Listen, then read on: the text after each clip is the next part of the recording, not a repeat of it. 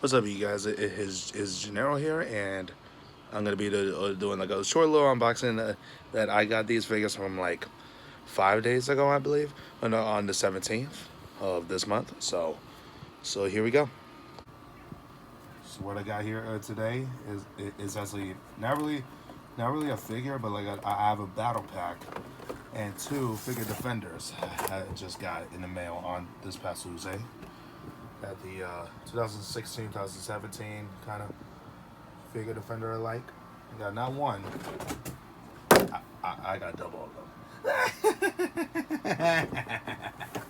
And plus, I got the one and only the first tag team champions who won WrestleMania this year, who won the women's tag team championships.